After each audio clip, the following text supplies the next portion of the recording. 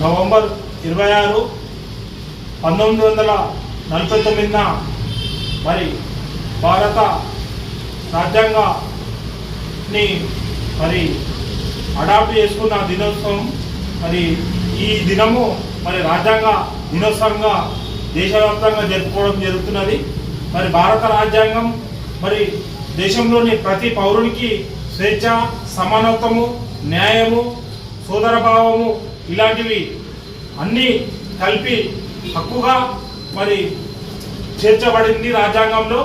మరి ప్రతి మనిషి కూడా ఈరోజు ఆరోగ్యపరంగా కానీ, విద్యార్థులు కానీ, పని కానీ, అదేవిధంగా ఉపాధి పొందడం కానీ, స్వేచ్ఛగా తిరగడం కానీ, సామాజిక న్యాయం అనేవి అనేక హక్కులను రాజ్యాంగం ద్వారా పొందడం జరుగుతుంది. కాబట్టి దేశ ప్రతి పౌరుడు భారత రాజ్యాంగానికి కట్టుబడి భారత పౌరునిగా తన కర్తవ్యాలను, బాధ్యతలను నిర్వర్తించి మరి దేశం యొక్క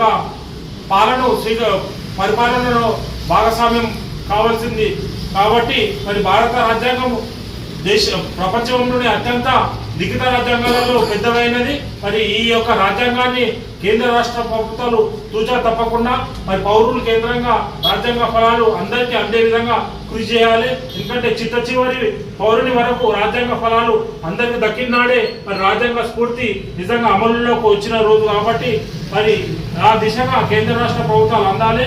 ఇంకా అనేక మంది ప్రభుత్వ ఫలాలు కానీ, సామాజిక న్యాయం కానీ హక్కులు పొందడం లేదు.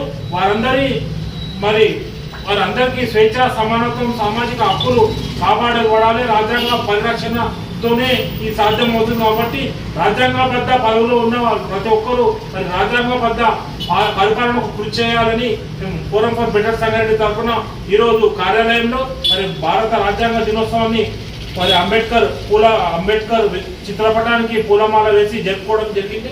మరి ఇదే స్ఫూర్తిని, రాజ్యాంగ స్ఫూర్తిని కొనసాగించే విధంగా మా వంతు కూడా మరి పౌర సమాజానికి సేవలు అందిస్తామని తెలియజేస్తూ ఈరోజు మరి సంగారెడ్డి ప్రజలందరికీ భారత రాజ్యాంగ దినోత్సవ సందర్భంగా శుభాకాంక్షలు తెలియజేస్తున్నాం. జై భీమ్, జై భీమ్, వర్ధిల్లాలి భారత రాజ్యాంగం, వర్ధిల్లాలి భారత రాజ్యాంగం.